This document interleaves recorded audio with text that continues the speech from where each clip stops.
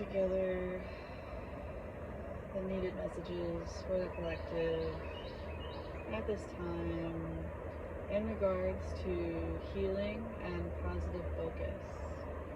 Can I get an herbal tarot pile for this healing deck with this grounding quartz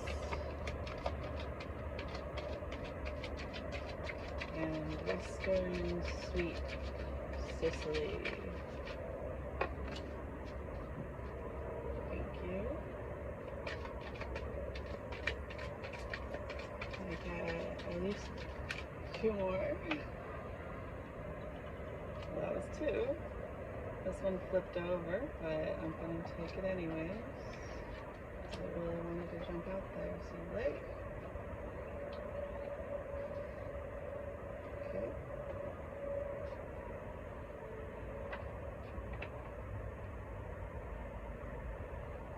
And can I get at least 3 cards for the positive focus pile? Please and thank you, thank you, thank you. Please and thank you, thank you, thank you. Please and thank you, thank you, thank you.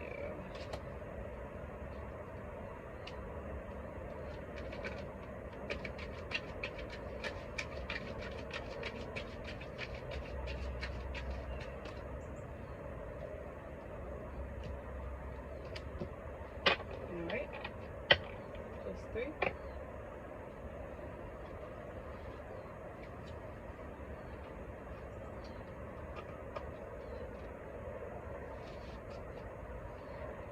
Alright, everybody, thank you for being here today.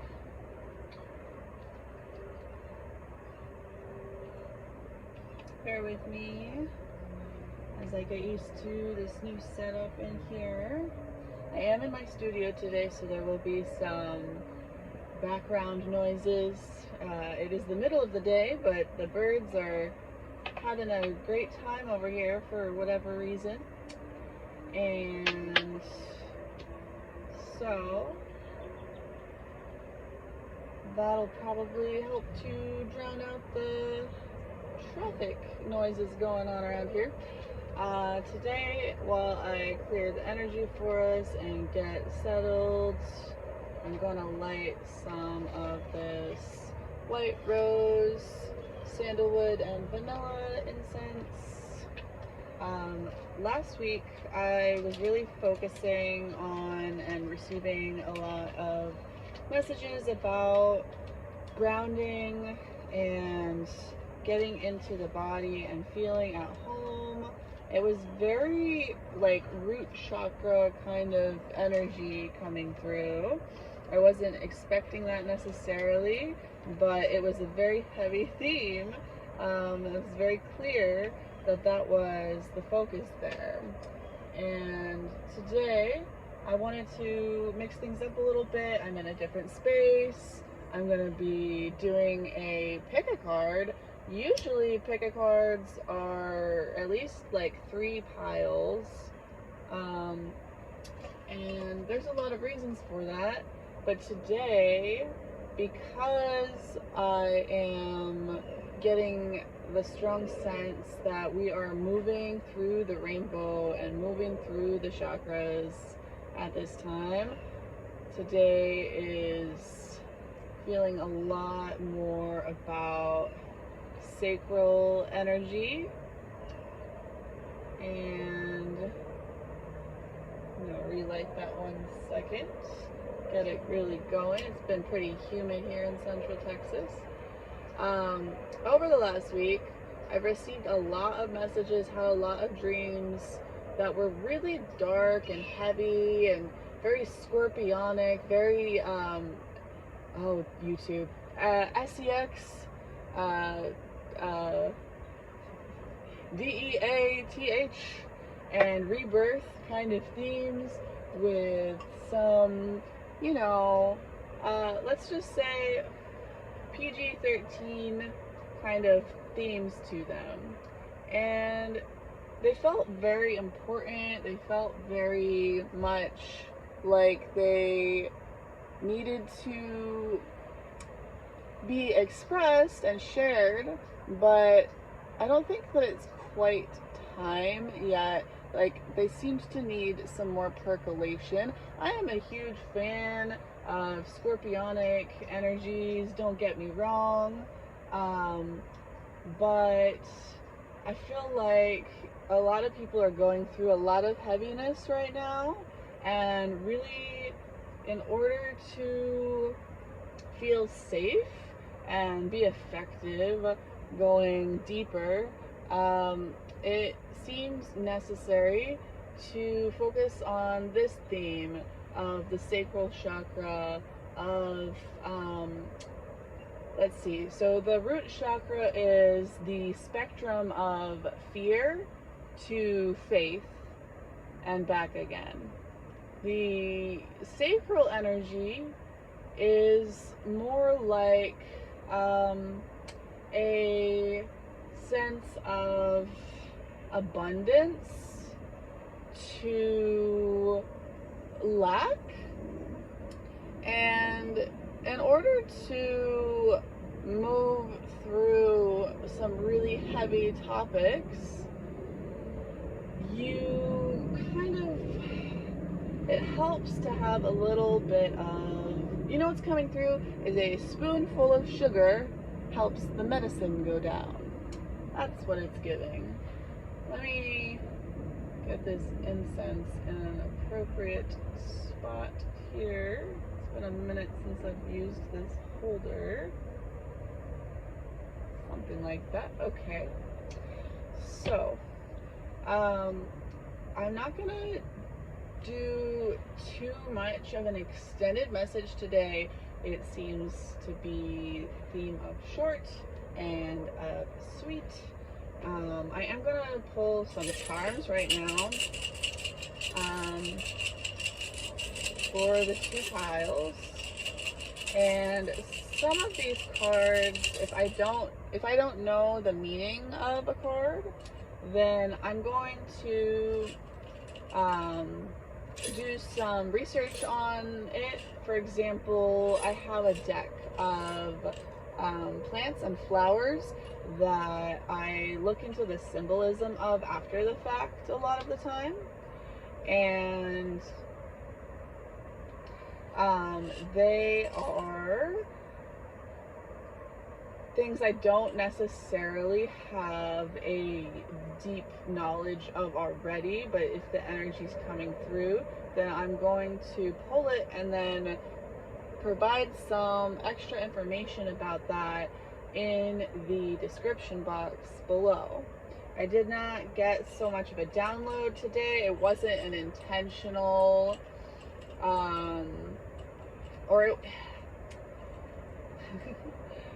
like I said, I was sitting on the energies that were coming through for a while, and it just felt like we needed something different, that we needed to mix it up. And so this was kind of a spur of the moment theme. Oh yes, so generally there's going to be at least 3 piles in a pick a card reading. This reading I'm doing 2. The sacral chakra is associated with orange, with water, with the number 2, also with the number 6, which is interesting because if you think of the spectrum I was just talking about, for each of the energy centers, each of the colors, each of the flavors, there are 7 colors in that rainbow. There are 2 sides to each of those colors that, if you go all the way to one side, is actually a shade that turns to white, and if you go all the way to the other side, it's actually a shade that goes to black. So we have black and white and the spectrum of the colors of the rainbow. And when you think of the number 6 with the sacral chakra, or a hexagram. It brings me to mind honeybees and the combs that they create. That really is bringing to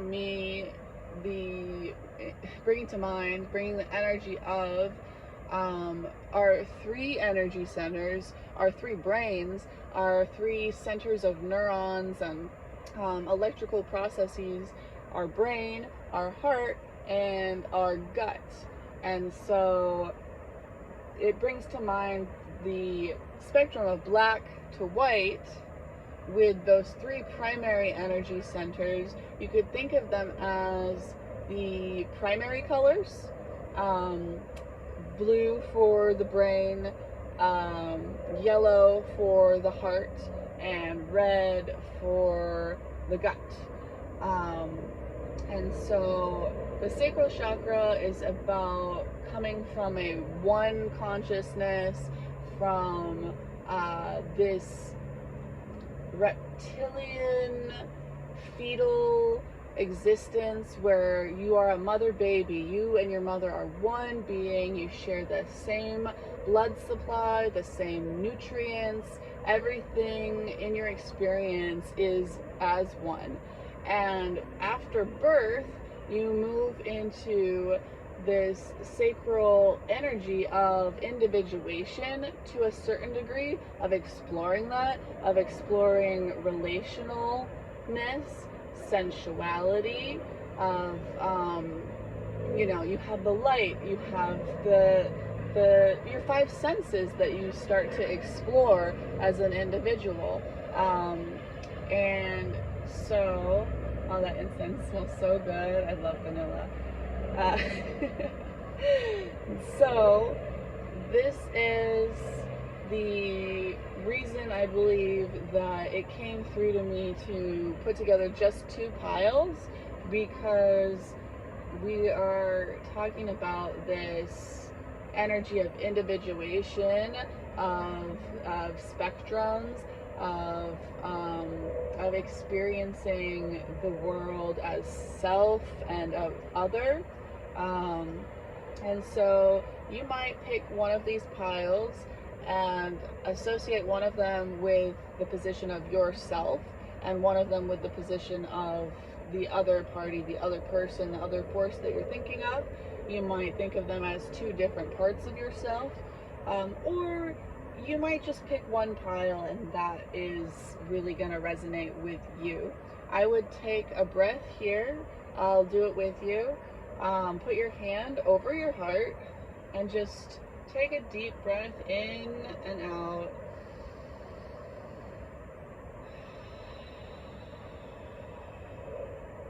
You can imagine light coming through the top of your head into your heart as you inhale, and as you exhale, sending that energy out and back to the world around you, and just creating that loop of flow, of energy. Another thing I really find appropriate with the sacral energy here is Palo Santo. I don't know if that's like traditionally known to be an association other people think of, but I'm gonna light a little bit of this today. Just feels appropriate. Let me get you real quick a little energy cleanse. There's been a lot of need to cleanse the energy and release the influence of others. As we start to heal and grow and change, you're going to create anything that you do, any action you take, any behavior, any energy you initiate, it's going to have an effect in the outside world around you. And so sometimes it's something you'd like, sometimes it's something you would not like. And if it's a harmful kind of energy and reaction, as long as you know in your heart that you are in a place of alignment and you're doing what you feel like is right and necessary for you and for the greater good of all. In the end, you can't necessarily just be reacting to those negative responses of others. And this is where the concept of evil eye comes in.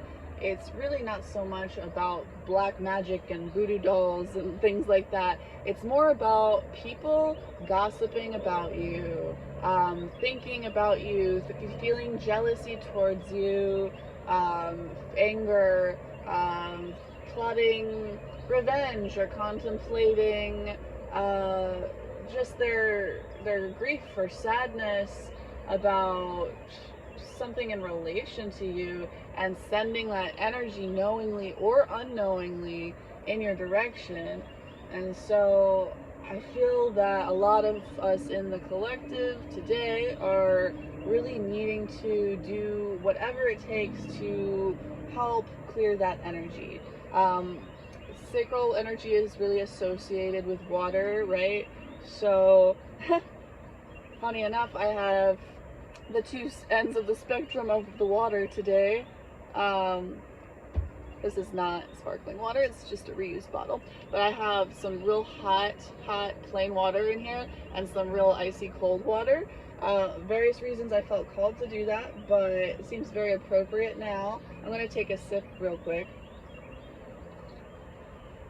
But that just brought to mind, like, you may feel a benefit from engaging in things like contrast baths and things like hot and cold therapy, saunas and cold showers and things. Those extremes, you don't want to push yourself too far and put your body into like a cortisol release response. 1 second.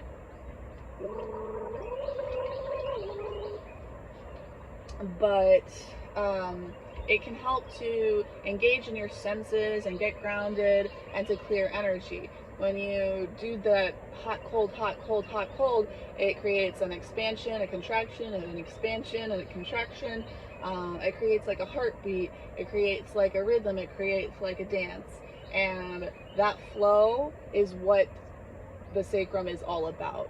Is about movement, is about growth and change and creativity. Again, if you are coming into exploring your creativity, that's going to very frequently cause people that would like to pursue that same sort of thing. It's going to bring up their insecurities and remind them that they aren't necessarily living in their most authentic expression, and that can trigger a whole bunch of things. So in any case, I can talk for 5 million years about all of that stuff, but I'm going to go ahead and pull an oracle card for each of these piles. You can choose either pile. One is called Positive Focus and one is called Healing to start with, and I will attempt to figure out how to put the timestamps down there for you to find that, and you can just start there and just pick one if you want. And so while I'm shuffling these cards and getting the oracle stuff together, I'll have you do that meditative breath once again and tune into what you are here to receive today. Okay, so I'm going to have a moment of silence. Feel free to join me in that.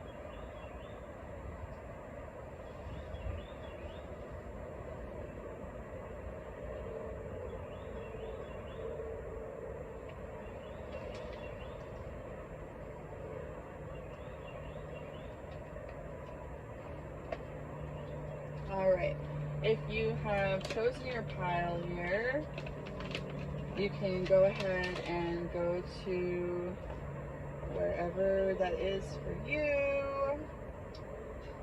I am going to take a couple of cards from the Illustrated Herbiary. This is a really awesome, amazing book that holds both a deck of cards and well, I guess it's kind of almost like a guidebook that you would get with any other oracle deck, but it's just in a really nice hardbound, beautifully illustrated, really detailed, big print kind of way. This deck is actually missing a couple of, oh my goodness, woo! Give me a second here. Got some cards in the water. Let those air out a little bit. It really seems like,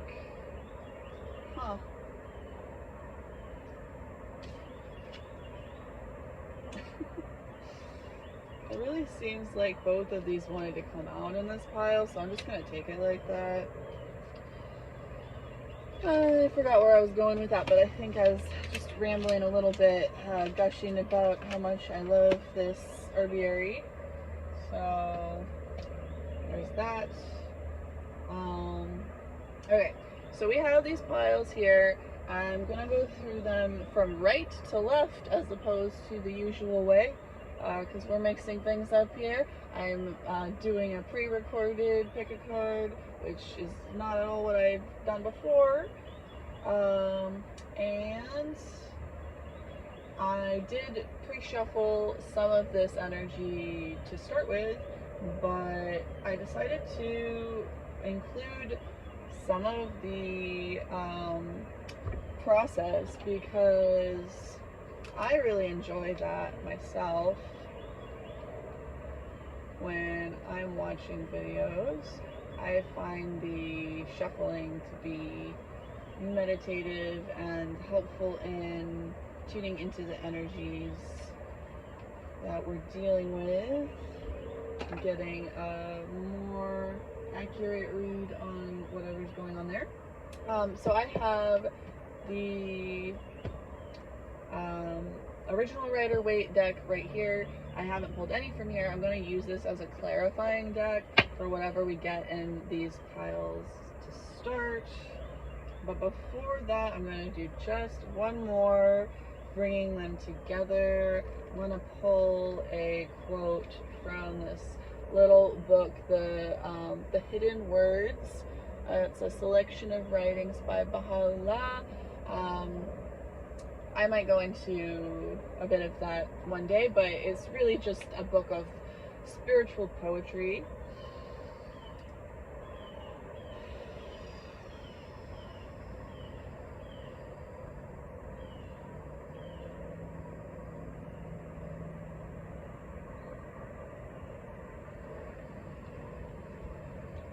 Oh, quintessence of passion, put away all covetousness and seek contentment. For the covetous hath ever been deprived, and the contented hath ever been loved and praised.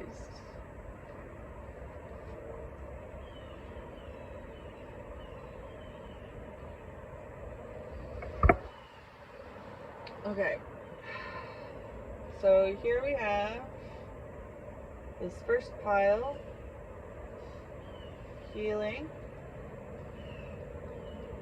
I'm going to start with this here card for the herbiary. It's the Red Clover card. Funny, we were just talking about the heart. I'm going to pull the meaning of that in the book. It's funny, actually, it's the main image that they use, the artwork on the center of the book. It is definitely an anchoring energy. It is an energy that reminds me of the whole hexagram situation, because though we have three brains, it is the one in the center that is really your core, you know? So it is the red clover card that is going to be right here. And I'm going to just read straight from the book for this one. Center and ground. This commonly cultivated forage crop feeds horses, cows, sheep, goats, and just about anything else humans keep at pasture. She plants your feet on the ground, 2 or 4, it doesn't matter to her, while encouraging you to run a few miles or dive into that art project you've been avoiding. Red Clover wants you to get moving, in body and in spirit. She loves grounded action and will happily bolster your courage, from the Latin word cor, which means heart, when you're acting from a strong center, so you can step out and move forward. Bold but not rash, Red Clover gets your blood up so you can show up fully. And then there's going to be a ritual and a reflection in here for you. So I'm going to read both of those out to you guys. And if you'd like a written version, I can send you a link for this book, or I can just send you the ritual and the reflection separately. Just let me know down below. So for the ritual for Red Clover, for this pile, I'm not sure if I said, for the healing pile on the right to start with. Grounded energy and flow. Grounded energy and flow might seem like an oxymoron, but this exercise will help you feel these two forces working hand in hand. Stand with your feet shoulder width apart, your arms held loosely at your sides, and your gaze focused gently forward. Imagine a string lifting you from the top of your head and the 2 more pulling your feet towards the center of the earth. This is yoga's mountain pose, which will teach you the vitality of stillness. Now add breath, inhaling all the way down to your belly and exhaling fully. This is flow. Finally, picture Red Clover calling her into your heart as you expand your energy. And you can do that now, or you can take some time later. There's a quote by Dolly Parton right here. It says, "Storms make trees take deeper roots." That's quite adorable. Okay, reflection. Counter-reactivity. Often, we deplete ourselves with ungrounded bursts of energy, physical, mental, or emotional, instead of cultivating steady flow. Red Clover's gift is grounded action. She helps us harness our vitality so we can move forward with purpose. Review your past week. Can you think of any moments when you were overzealous, manic, frenzied, or overreactive? Maybe you overdid it on a hike. Perhaps you promised more than you could comfortably deliver to your boss or to a friend. Maybe you felt a burst of impatience or even rage when the driver in the car in front of you slowed to a near stop before a right-hand turn, or perhaps you were fuming behind your smile as the person ahead of you in the checkout line counted out $12.87 in loose change. Now, in contrast, think of a time when you acted from a grounded and centered place. That is, when you were present and measured in your action or response. Compare the feelings from these two opposite situations. Locate them in your physical body. How does it feel within you when you are grounded, centered, and purposeful. Look for patterns and then make a plan to keep yourself centered. Having a plan offers you an option rather than reactivity, allowing you to be responsible as opposed to reactive is one of the most vital pieces of feeling grounded in the world, in my personal opinion.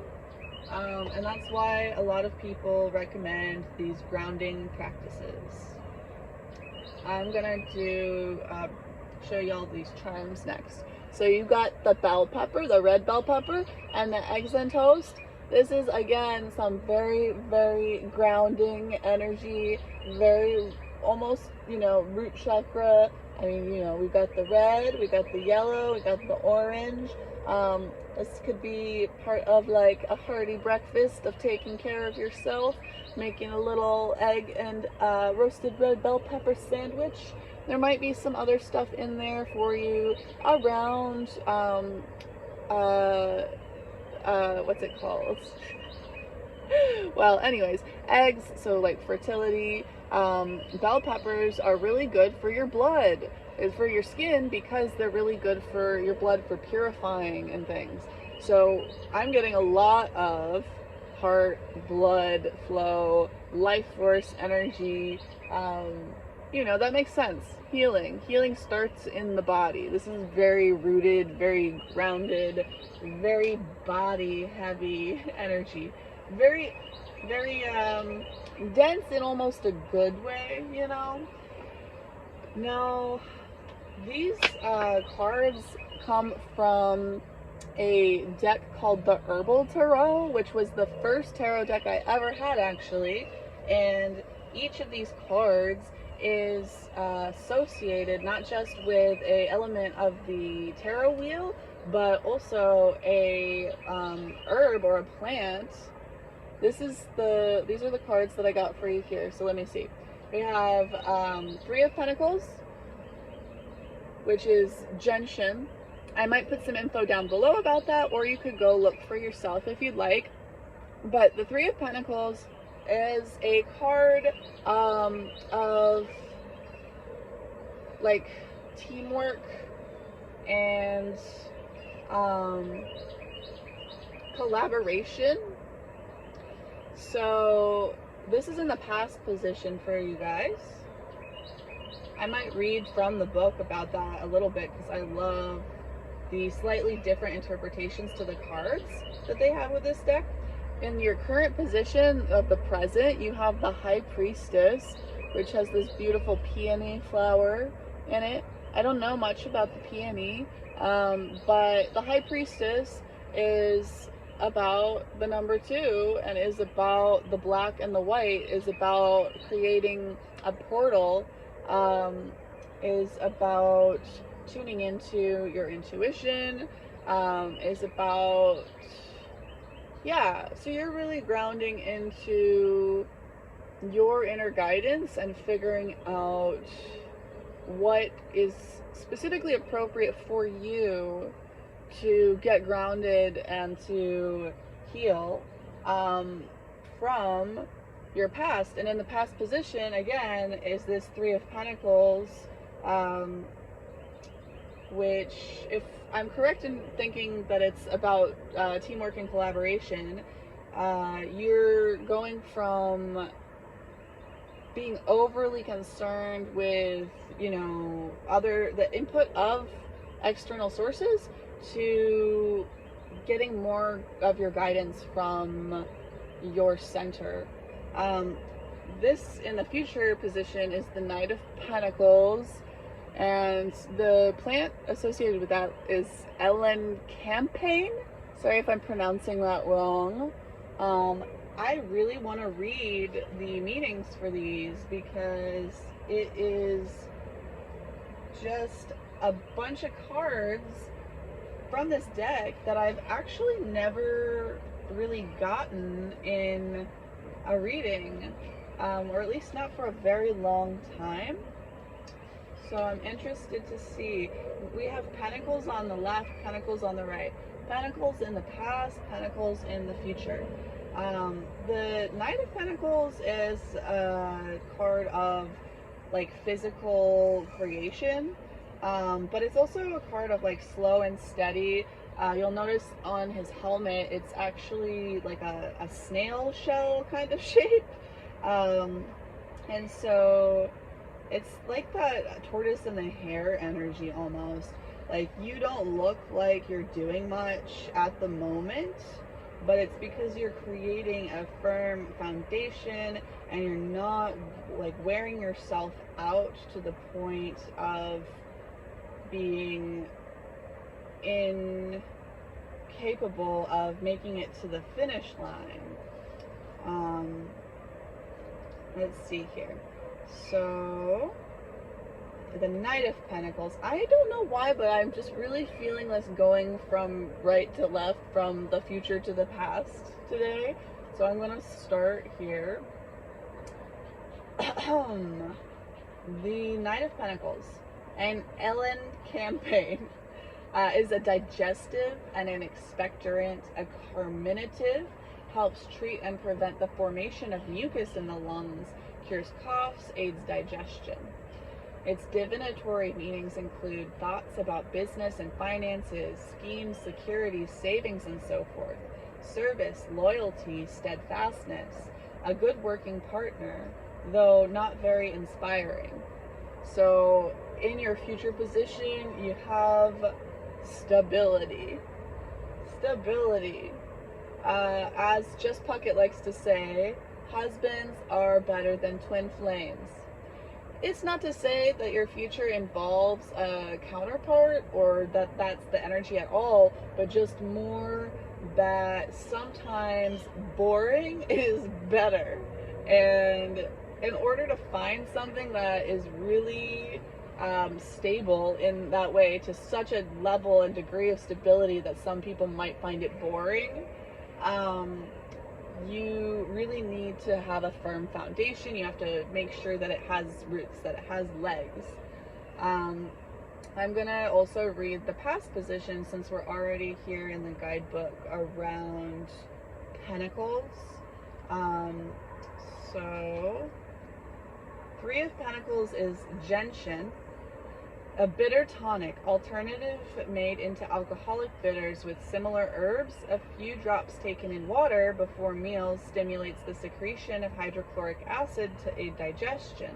Gentian is also used with other herbs as a treatment for herpes and venereal disease.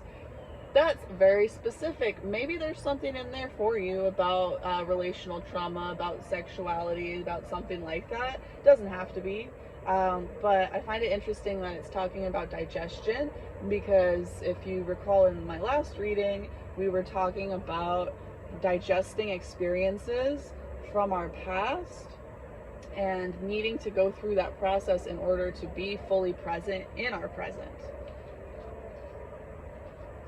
Okay, so the High Priestess in your current position is in the peony flower. Peony is the herb of intuition, an antispasmodic and a menagogue. Peony is commonly used in gynecology. The root promotes internal circulation and relieves spasms. It's associated with the moon, symbolically used for tension, nervousness, worry, holding back to the detriment of one's self-expression, and the tendency towards menstrual cramps.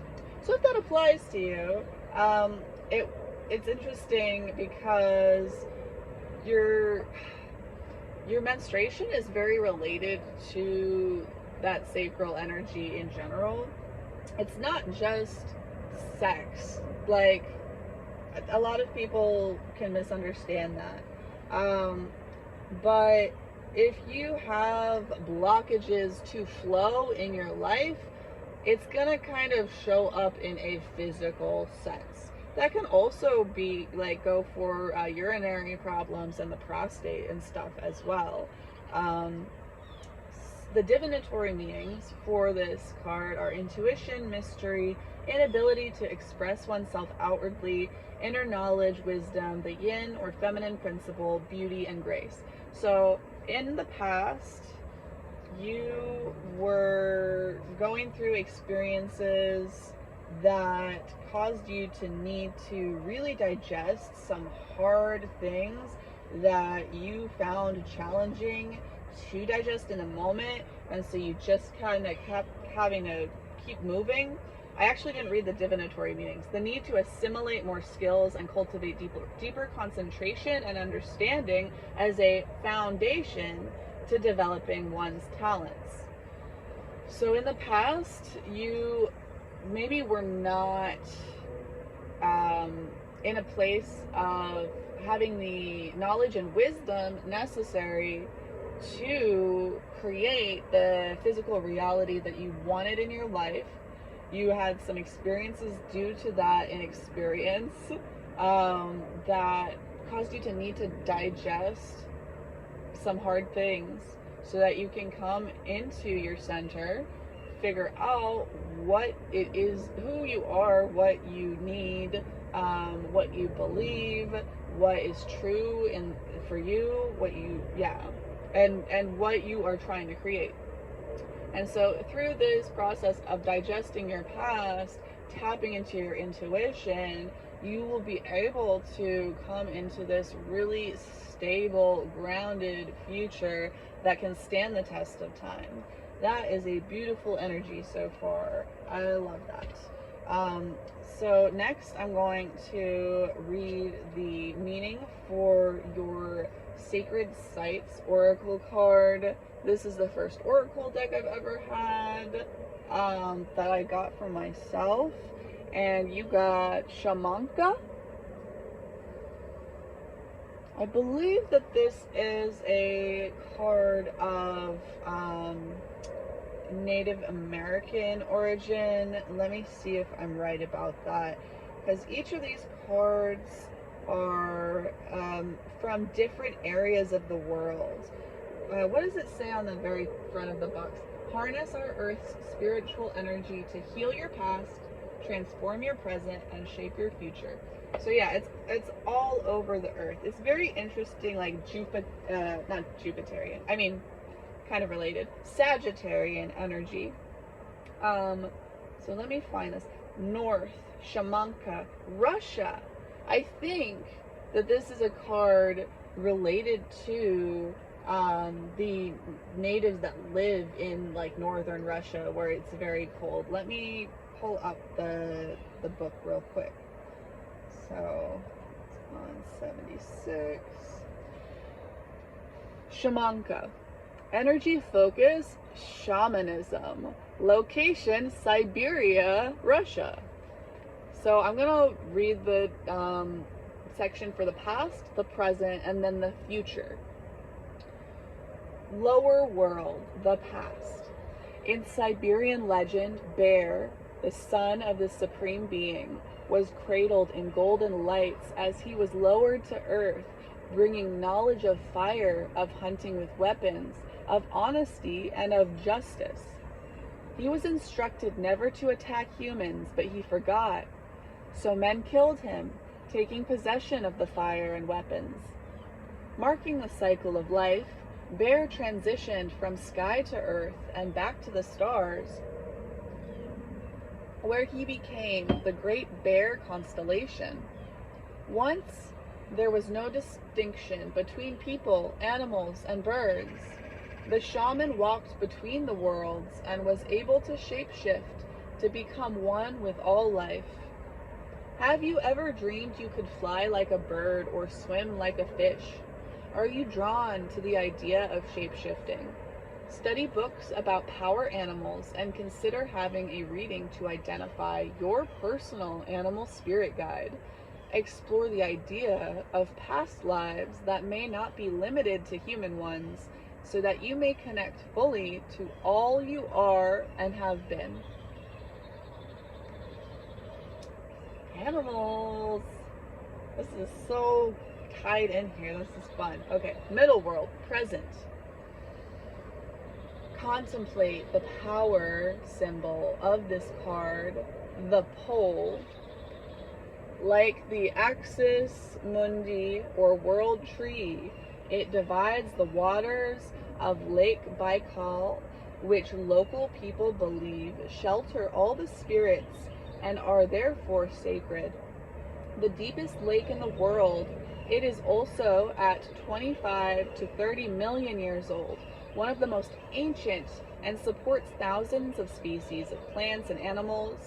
The Aboriginal people of the island of Olkhon, known as the Buryats, consider their home to be of great spiritual significance, revering most highly the Shamanka, or Shaman's Rock. A cave here is believed to be the residence of Berkun, or God. This is said to be the birthplace of shamanism. Do you love nature? If so, you are drawn to the way of the shaman. Nurture your ability to connect with the spirit world and allow Shamanka to reveal the way of the shaman, perhaps by trying a vision quest, visiting a medicine wheel, reading books about shamanism, or going on a shamanic course. Wow. Okay, upper world potential. Do you find it difficult to live in our world? Perhaps you feel imprisoned by office walls and find modern technology intrusive and draining. Do you find that some of the supposed benefits of today's world, such as central heating and air conditioning, adversely affect your health? Feeling ill at ease with everyday life is a sign that you need to make big changes in the way you live. Are you attracted by the thought of a life more closely tied to the land? Spend time sitting around fires, listening to the whispers in the wind, honoring the elements, and working with the spirits of nature. You too can become a walker between worlds and find your way back to the heartlands of your ancient ancestry. Again, like I often say, none of us came from the cities. We all have Aboriginal ancestors from somewhere, generally displaced. And you have the ability to connect with your ancestors wherever they be from by connecting to animals, nature, and that shamanic element. Journey to Great Bear. Imagine that you are sitting on Shamanka at dusk. The clear turquoise waters of Lake Baikal lap against the rock. The constellation of Ursa Major, the Great Bear, is twinkling above you. Now see the stars swirl all around you as Bear takes form before your eyes. He speaks, "I have been called to sit with you on your vision quest. You have come to this ancient and sacred land of regeneration. This is your opportunity to grow your abilities and gifts. Draw on this good air to revive your spirit and cleanse yourself in these waters. Let the energies within this rock surge through you and rejuvenate any mineral deficiency in your body. Heal, heal, heal on every level. I will be with you as Spirit seeks you out to bring you back into balance in mind, body, spirit. You are the elder, the ancestor, the wise person returned. You have the power. You have the gifts. So put that in your pipe and smoke it." Oh, I love you, Spirit. Thank you. That was great. I forget what kind of crystal this is. I got it originally for like belly massage and breast massage and stuff. It is a kind of quartz with some iron in it, and so it is a grounding crystal of some sort. The flower that I've got here is the Western Sweet Sicily. It's this beautiful yellow, kind of sparse umbels, and it's got that cute little bee on it as well. Might be a message in there for you somewhere.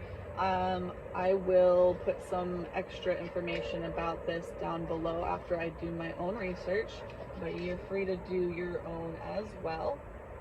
And then finally, we have the anchor card that we started with, Healing, number 7. This is a deck created by Teal Swan. You can, take that how you will. But I'm going to read from the book right here. Card 7, Healing.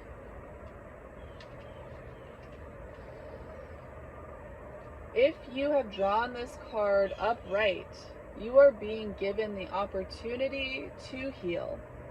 The universe is calling you to become sound, healthy, and whole again.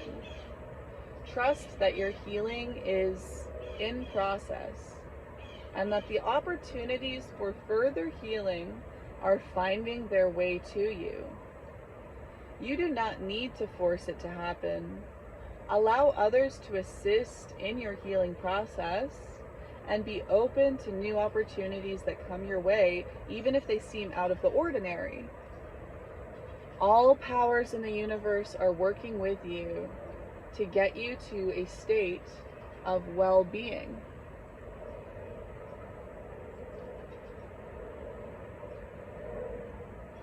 All right, that was amazing. So I'm gonna put all of these cards back together here. I'm not actually gonna pull any clarifiers from the Rider-Waite because there was so much in here already, but I will go ahead and show you that borderless Rider-Waite Smith deck next week when I put together my next video, potentially focusing on the solar plexus chakra. We'll see if that is actually what I feel called to do there. So I'm gonna put all of this together, set it to the side, add our little charmies. Awesome. Okay. So now I am going to read the positive focus pile here, and I think I'm going to go ahead and light this peppermint cocoa candle by 9 Woods. A lot of these are, this specific round of candles turned out very, very strongly scented. This is probably the least strongly scented of all of the 5 that I got. And so I'm gonna keep this window open, and if it feels like too much, I'll turn it off. I love having candles lit with me, but I've been especially sensitive lately to scents. I think that there's a message in there about overstimulation in this pile, or even in the general energy of today's video, period. So I'll just leave that going for now, and we'll see where we get. This is the positive focus pile. I've got this little clear quartz, this little castle here. Set that here. And we're gonna start, as we did with the last pile, with the herbiary cards. This one really wanted to pull out both of these, so I'm gonna read both of them. This might be a little bit longer, but if there's a message in there for you, there's a message in there for you, so I'm gonna give it to you. We have Lady's Mantle, Fortitude, And we have distill yourself, time. So Lady's Mantle might be something that's hard to find or identify for you, may not be that familiar with it. There should be some more symbolic messages in there for you. And time is probably in your kitchen right now, so you could literally go grab that bottle and sniff it, and that could be useful for you. Take that how you will.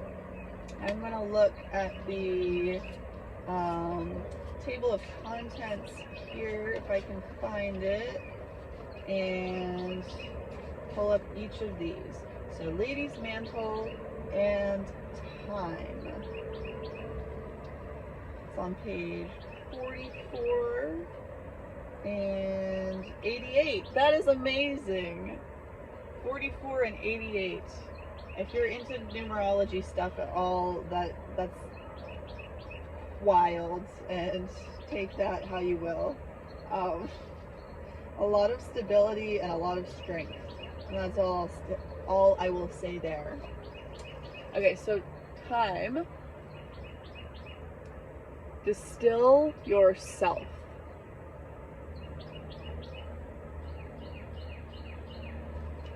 Mythology teaches that a minotaur haunts the labyrinth of your psyche. As you walk toward your center, this monster prowls and roars, trying to scare you off your path by revealing your fears and inadequacies. But you're never truly alone. You have allies like time, her scent purifying your thoughts so you can see what's true. Time kills off what's other, whether that's germs and microbes or thoughts and feelings or energies from people outside yourself. This is time's special magic. She calls your inner flame to burn the drops, distilling your spirit. Intuitively, she knows you from not you. She sees you clearly when you cannot. Time is a powerful plant. Do not call on her unless you're truly ready to be tempered in her flame. Wow. Okay, so there is a ritual and a reflection here I'm going to read out for you. Feel free to let me know if you'd like to have this book or just this information in detail for yourself, and I'll get it to you.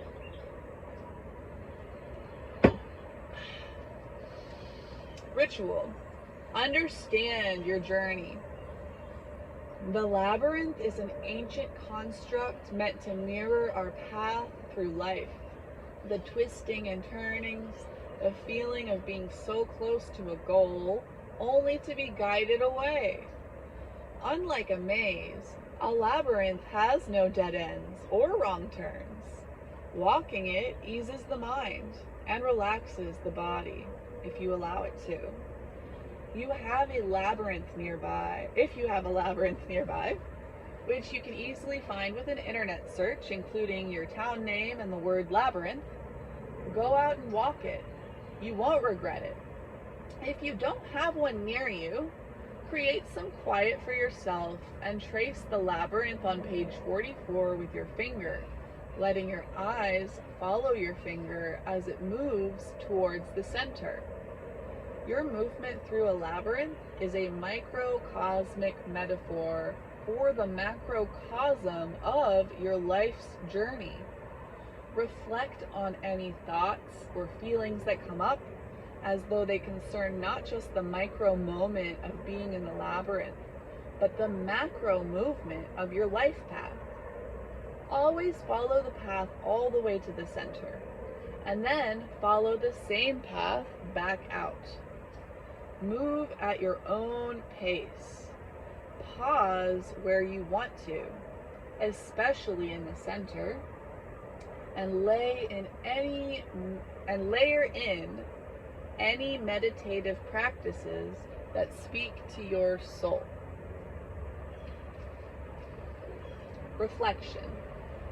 Returning to your path. Have you seen your true path and turned away, Or have you stepped onto the path only to become unsure or distracted? Time is calling you back.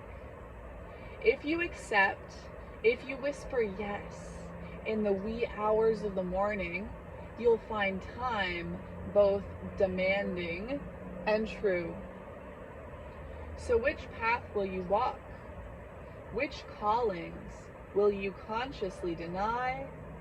And which will you accept?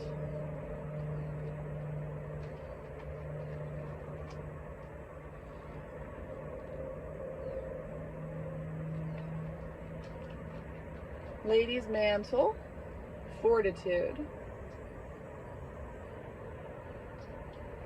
Ladies' mantle will be there when you're ready to wrap a blanket around your shoulders, call in her protection, and enter the dark forest. She whispers, "You can make it through this lifetime. Your soul is whole, and no matter what pains or abuse the physical world throws at you, you have integrity of spirit." She's particularly wise in cases of trauma, murmuring the names of the roads that will carry you through and out of those dark woods. Lady's mantle doesn't demand, she waits, knowing you'll find both bravery and fortitude within. She never loses faith in your strength, and with her help, neither will you. Ritual. And then, to begin to build your fortitude, play the and then game by taking an imaginary journey through your own worst fears. I have to pause here and reassure you that imagining scary things does not call them into being. While your thoughts do shape your reality, it's because thought directs action, not because mere thinking shifts the foundation of the universe. Back to your journey through the forest of your fears. This is both scary and enlightening. On the one hand, you will be imagining your worst nightmares. On the other hand, you'll see that you have the skills and fortitude to make this journey. Ready? What's your biggest fear? Is it that a loved one will die, or you'll lose your house or job? Maybe you're afraid of never finding love at all, or of your partner having an affair. Whatever the thing is, imagine it's happened. Then ask yourself, and then? For instance, you might dread your mother's death. Imagine this has happened. Ask yourself, and then? And then I can't stop crying. And then? Keep repeating and then as you unpack your fears and unspool possible futures. The game isn't over until you're out of the woods and your answers no longer terrify you. Wow, that's such a powerful ritual. Dark. This is giving me the energy that I was getting from those dreams that we'll unpack in the future. But maybe start here. That's a very accessible way to begin, I think. It really helps, well, build that mental fortitude necessary to go into those deep, dark waters, deep, dark forests. Reflection. Face your shadow. When we avoid our own shadows, it's often because we feel we lack the strength to face them. We believe that they will overpower our light or that our life will change irrevocably. And we doubt we have the fortitude to deal with that. Lady's mantle knows this isn't true. She knows unexplored dark spaces can become black holes, sucking at our happiness. Her faith in our strength is absolute. Do you doubt your ability to visit the dark forest and come out stronger and more whole.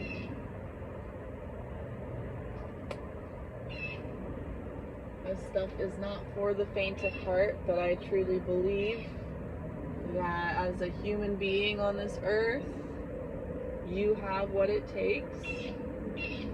You have what it takes.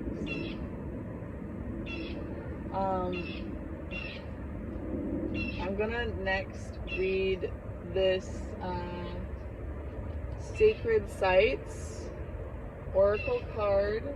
For you, I got Mont Saint Michael. This is a beautiful card. I've gotten before in the past. I'm a little familiar with it. Some of you might be familiar with Saint Michael as the patron saint of protection, I believe.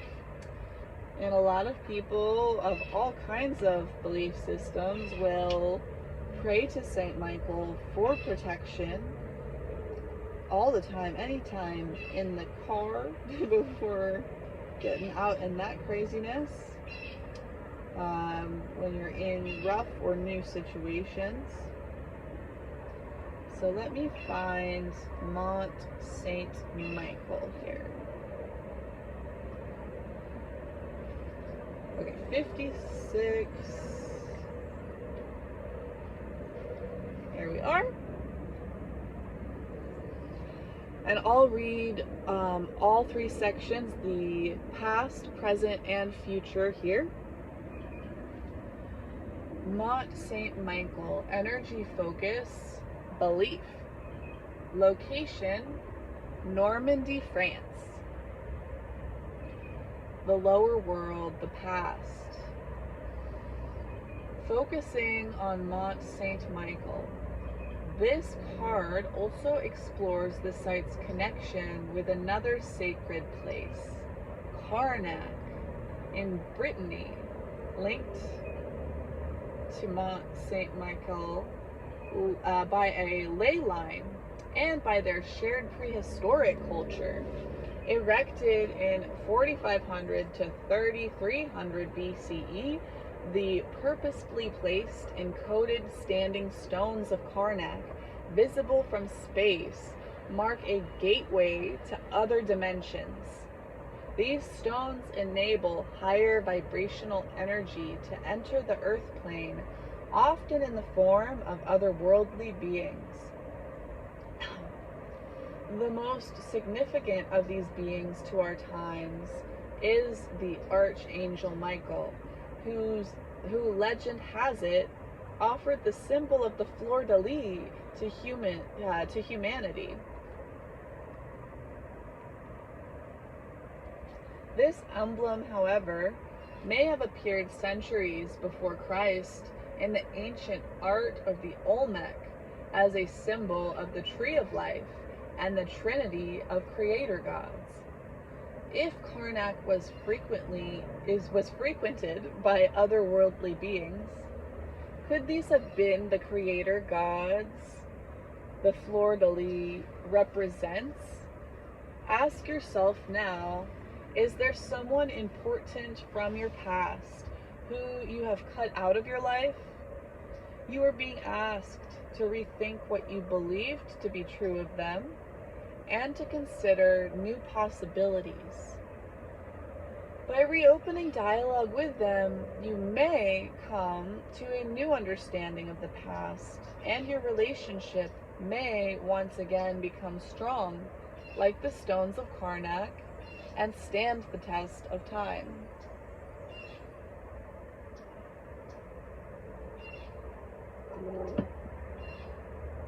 Middle world, present.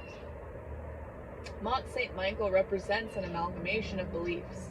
Before a Christian monastery was built there, it was a Celtic place of devotion, called the Mount of Graves, or the Hill of Belenos, honoring Belenos, the shining god, the Celtic solar deity. Like Karnak, this site was a gateway to the land of the dead, the abode of the otherworldly beings, or those of higher vibration. A pilgrimage came to Mont Saint Michael from Karnak. The site's connected by an energetic ley line and the instruction of higher beings. When people ceased to visit the Hill of Belanos, it is said that Archangel Michael told St. Albert, Bishop of Avranches, to build a monastery to draw people in once again. Michael had to brand his thumb on St. Albert's head before the bishop finally believed. What will it take for you to realize that admitting you are sometimes wrong is not a bad thing? Open yourself to a new understanding of any challenging relationships that are in your life now. Your attitude will meet with great reward. Upper world potential. An awakening, an enlightening is coming to you, just as it did to the Bishop of Avranches, whether you like it or not. Archangel Michael is a mighty protector and warrior, eliminating negatives and lighting the way to your true destiny. You have been led to this portal of access, to this advanced being. Have faith and trust in the knowledge Michael will give you about certain important people in your life. As you come to learn more about them, you will feel more able to believe in them again. The people with whom you are reconnecting now will be of help as you follow your life path. And right here I feel called to reiterate, maybe you haven't spoken on it today yet, not all messages will resonate with you, not all messages will apply to you, and that is why, especially when it comes to collective tarot readings, it is very important and a very beneficial practice to tune into your own intuition and only take any messages that are confirmations of your intuitive knowing. If something doesn't feel right, if something doesn't sound right to you, it may be resistance coming from a shadow of yours. It may be coming from an unhealthy place, and it is valuable to explore that. But never take anybody's advice, mine or anybody else's, if truly in your heart it does not align and it does not resonate. Okay? That just felt very important to remind you. Like, if you have some kind of extremely toxic ex-spouse or partner, or that could be domestically or in business or anything else like that, you are under no obligation to open that box up again if you don't feel called to do that.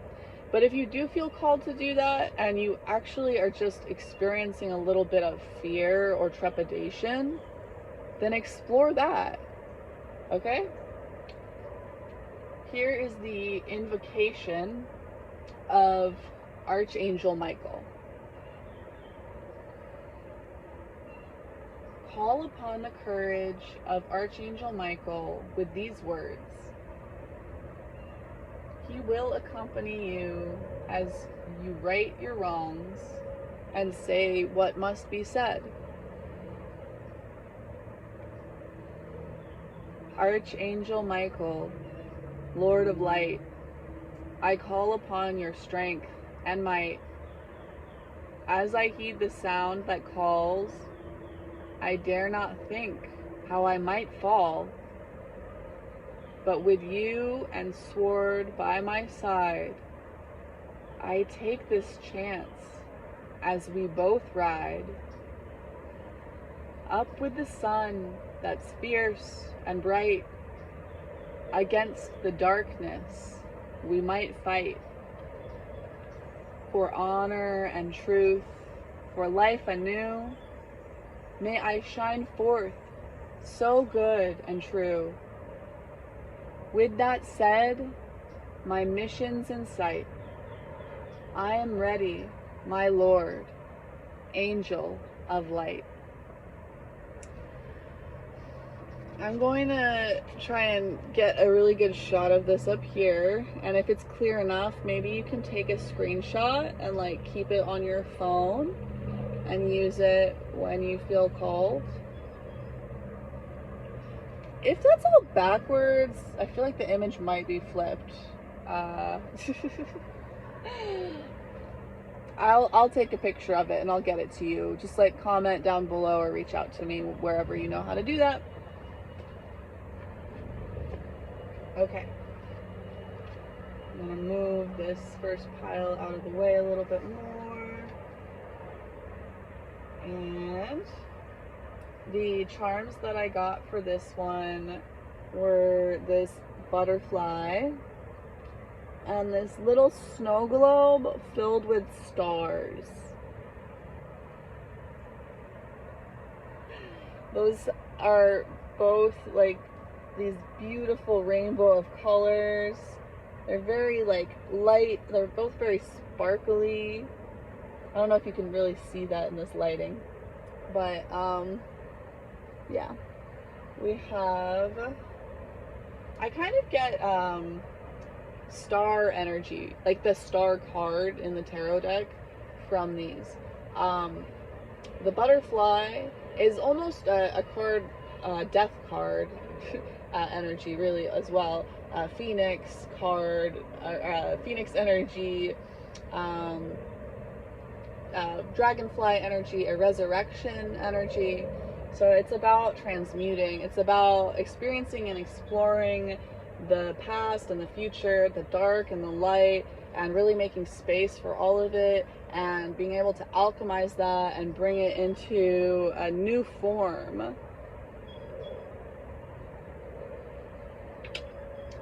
And then I like this as in, it reminds me of the Aquarius, not just the star card, but the sign Aquarius is all about community, as about the community of star seeds and light workers, if that kind of language resonates with you, of people that are coming into their Aquarian energy, into their self-expression, all being kind of in this protective bubble together, floating along through the changes that we're all going through, and kind of sharing space. They're all these individual stars. They're very clearly individuated, and they are with their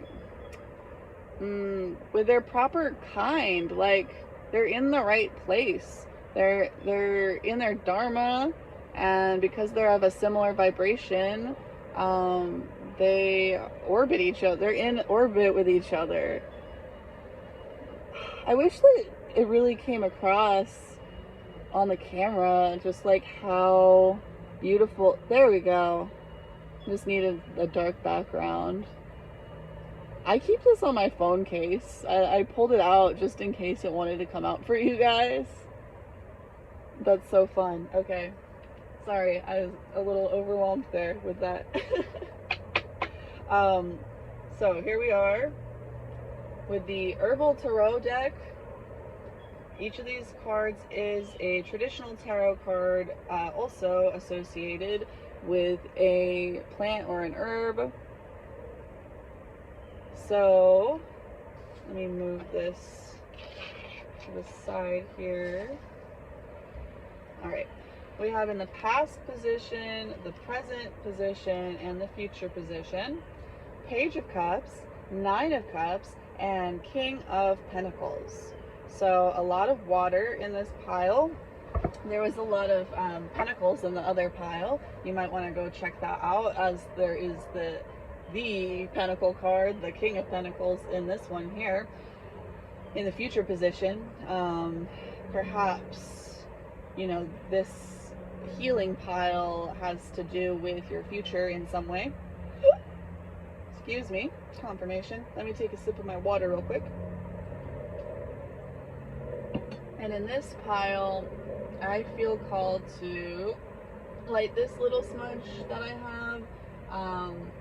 You can find these on Instagram or on the internet somewhere else under Tada Party Pros.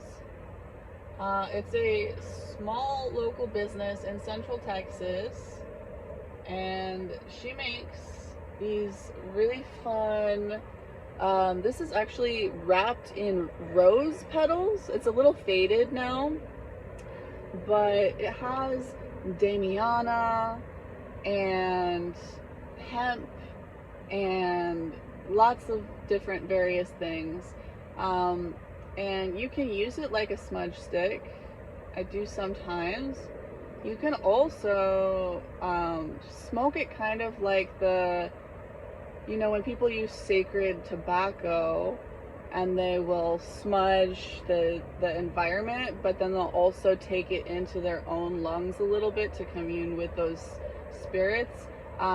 There's a lot of plants in this that are specifically beneficial to the lungs.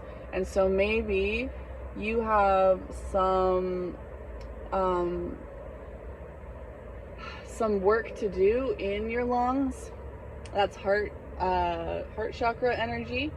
That is the center of grief and processing that grief, of clearing the air. Yeah. Just felt called to bring that in here a little bit. So now I'm going to read from the Herbal Tarot deck book, because though these cards have traditional tarot meanings, they also have some slightly different meanings in this book associated with the herbs.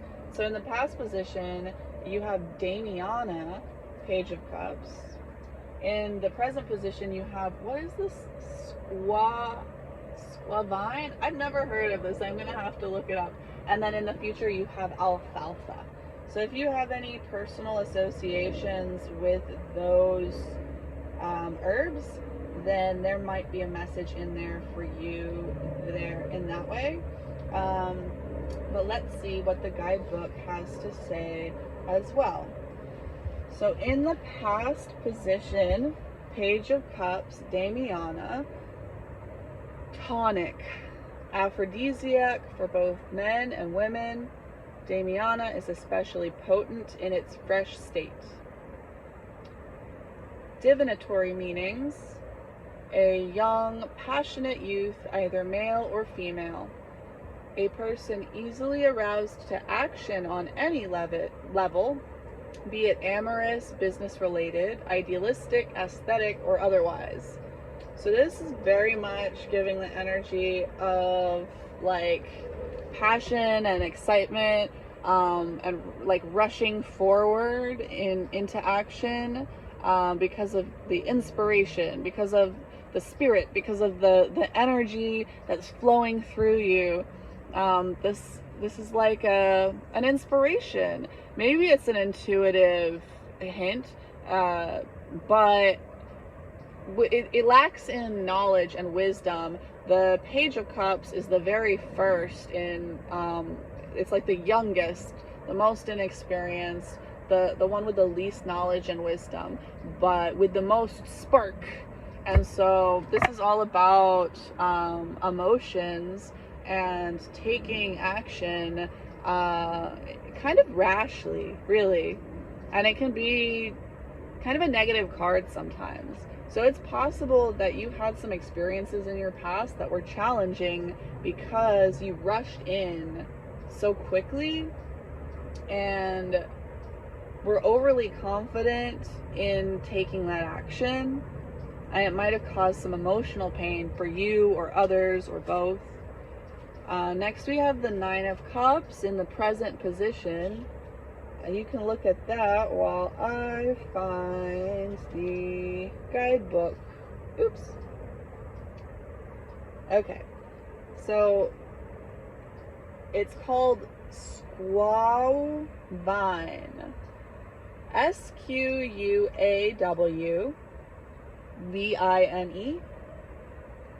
Okay? It says female tonic, diuretic, parturient, astringent, alterative, used to treat most gynecological complaints, as well as infertility in women. It is taken along with raspberry leaf throughout pregnancy to prepare the womb for birth and alleviate birth pangs. So definitely the energy of preparing yourself for big things in your future right now, taking the time to do that. And it doesn't have to be specifically that you're female. It just has to do with pointing towards that feminine energy, towards creating this womb for your co-creations to come into form. And we all have that regardless of our physical sex. So it also says divinatory meanings, self-satisfaction, can be hoarding, greed, can mean personal satisfaction. So right now, I'm getting that it is necessary for you to be a little extra right now. In the past, you were a little extra in like giving to others, in engaging with others, and it caused some turmoil and some issues. And so you're going from the Page of Cups into the Nine of Cups. The Nine of Cups is almost like a Queen or King of Cups. It's just missing that one last cup or the Ten of Cups, for that fulfillment, for that beautiful future, for that family, for that fulfillment. And so right now, it's really saying to focus on your fulfillment, on filling yourself up emotionally, energetically, creatively, and prioritizing yourself and making space for your ability to process the positive and negative experiences that you've been through, to not throw the baby out with the bathwater when you have a negative experience in your past, but to really nurture yourself and make time to just lavish yourself in the things that help you heal and help you feel satisfied. Like, that's not always the right move for people to be making, but in this group, I really feel that you may have possibly had some people-pleasing tendencies or some impulsivity that hurt you. And so this is a card telling you to slow down, to pour into yourself, to make space for what you want to create, and to be intentional about it this time, and take it slow, and really know where you're going before you move ahead. Okay? And then in the future position, we have this King of Pentacles, which is the alfalfa. You might be familiar with alfalfa sprouts or alfalfa as a feed for livestock or something like along those lines. Here is the King of Pentacles up close. This art is fun. It is a little bit different than the original Rider-Waite-Smith deck. And you can see the alfalfa plant there. It's got blue flowers here. This Page of Cups looks like it has yellow flowers, and this Nine of Cups looks like it has red flowers, which is funny considering earlier we were speaking to the brain, the gut, and the heart. So it's like in the past, you followed your heart in an impulsive and unwise way, didn't quite decipher the message properly. At the moment, you are pouring into yourself in a very grounded and physical way and focusing on creating space for your future so that you can create the future that you can imagine, that you can manifest through your imagination. So in the guidebook it says King of Pentacles, alfalfa, nutritive, tonic, diuretic, alterative. Alfalfa is useful for regulating weight, as a treatment for arthritis and rheumatism, and as a diuretic. Divinatory meanings include a man over 35, businesslike, responsible, rigid, organized, and conservative, a man of means and worldly accomplishments, wise in the way of the world, a fatherly figure.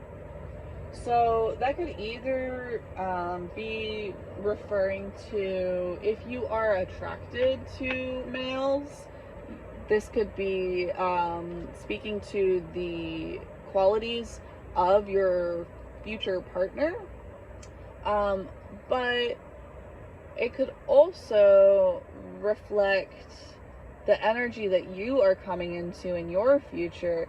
So it's not necessarily that you are male, but that you are coming into a time of masculine groundedness, of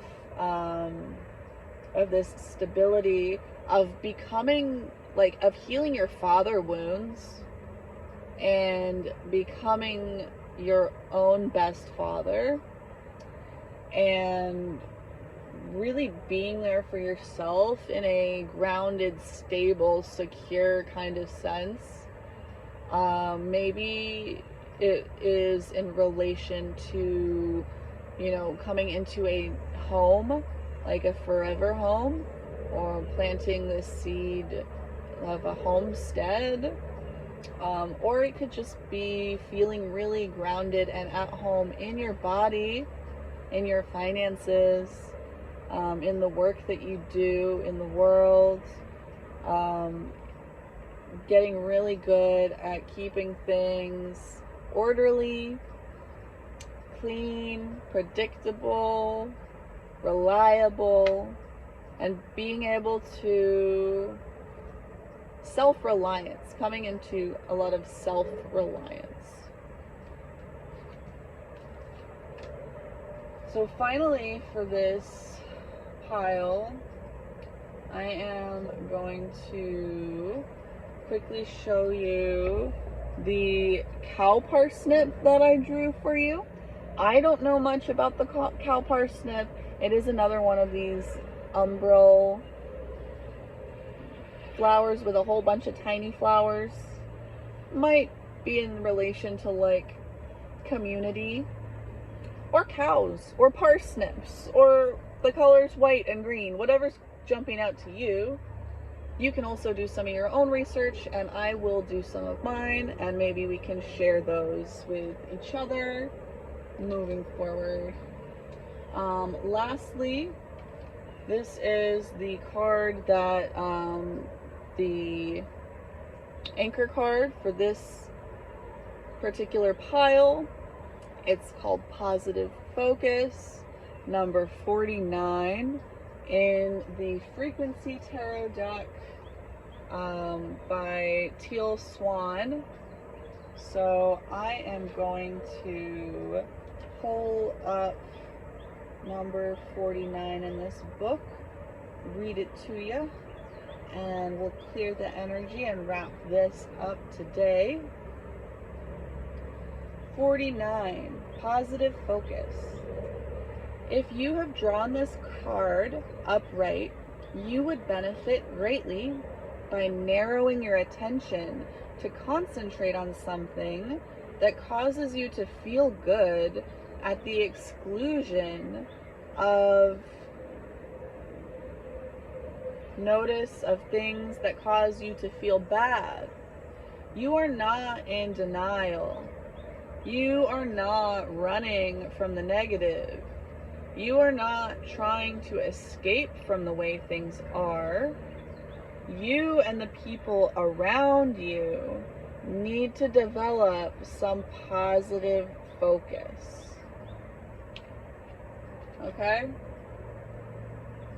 So go ahead and put your time, energy, and attention into things that help you feel emotionally fulfilled, that help you feel whole, that help you feel hopeful, that help you feel positive when you reflect upon your past, and positive when you think about your future.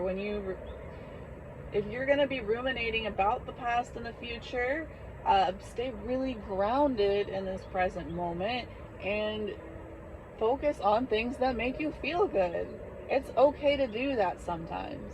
Sometimes it's good to do that. Sometimes you need to do that. And you may have in your past had experiences with people. Maybe it was your father, maybe it was your ex-lover, maybe it was family members, siblings, best friend, and you experienced their selfishness, because sometimes this Nine of Cups can be seen as a card of greed and selfishness. Maybe you experienced somebody really in a negative space of selfishness, and you developed a really negative connotation with that. But selfishness is not inherently good or bad. It is always about balance, and it's always about the right place and the right time. And cups are about balance. You need to develop balance. Okay? So in the past, you might have received one cup, and that's not enough. So you go out and you find those other 9 cups. So when you bring them together, that's 10 cups. That is fulfillment, stability, family, future, like completion. So be grateful for the good that came from your past, the things that you gained, lessons, emotional fulfillment of some sort. Don't get wrapped up in the pain and the problems that came from that. Give yourself those last 9 cups. Be aggressive about focusing on those 9 cups. Like, be protective of your needs and give yourself a chance to develop the fulfillment and the stability to be able to come into your future in a grounded, abundant kind of way.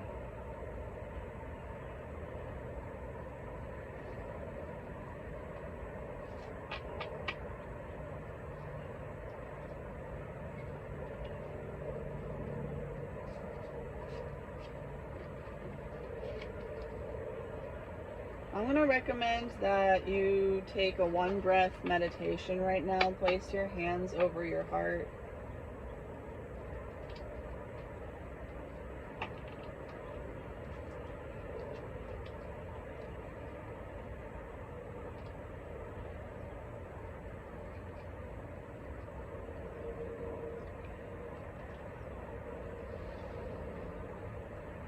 Okay. Thank you for being here today. As always, take what resonates and leave the rest. Follow your intuition. Anything you find here today should only be a confirmation of that which you already know.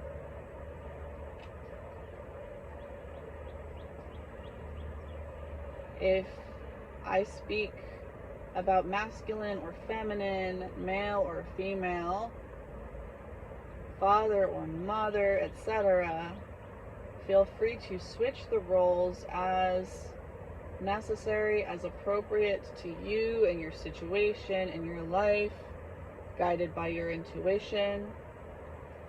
If you're not super connected to those things, this is a great practice.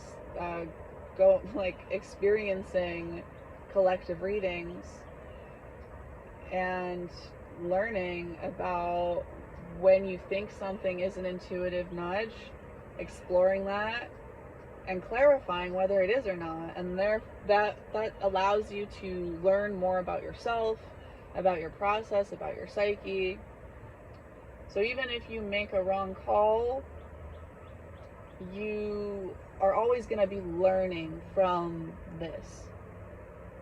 I believe that reflective and nuanced tarot is like the original parts work, is like deeply connected to psychology and the healing of the mind, the psyche, the heart, and therefore the body as well, because it's all so interconnected.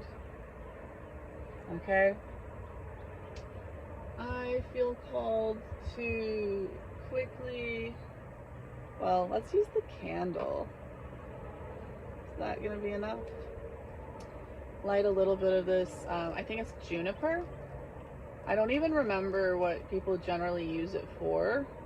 I'll have to look that up. You can do that as well. But there seems to be a reason for that today. It's kind of fun. It crackles. It doesn't light very strong for very long. There you go. If you need a little juniper medicine here, take a deep breath in and out through your heart.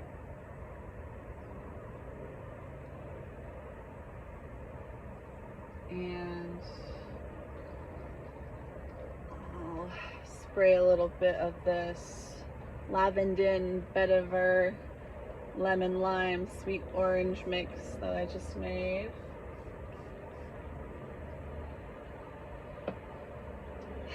Oh, that's so nice. It's made for focus and grounding, for grounded focus. And it's specifically a blend marketed for kids.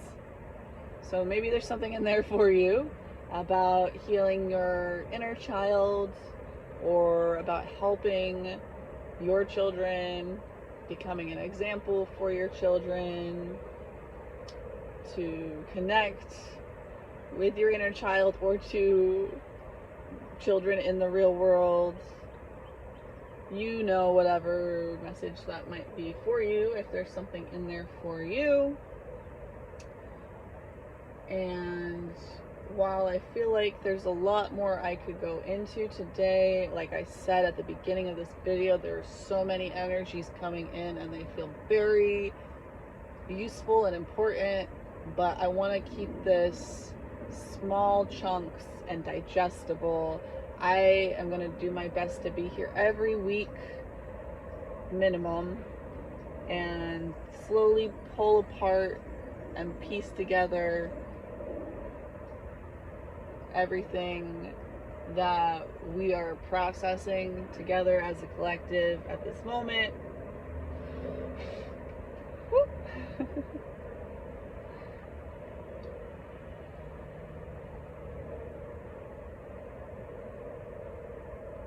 If you have sound sensitivities, please turn down your volume at this time. I'm going to ring this bell 3 times, and then you can go off and do your thing today. I hope there were some messages in here that were useful for you. Thank you, thank you, thank you. I'll see you next week.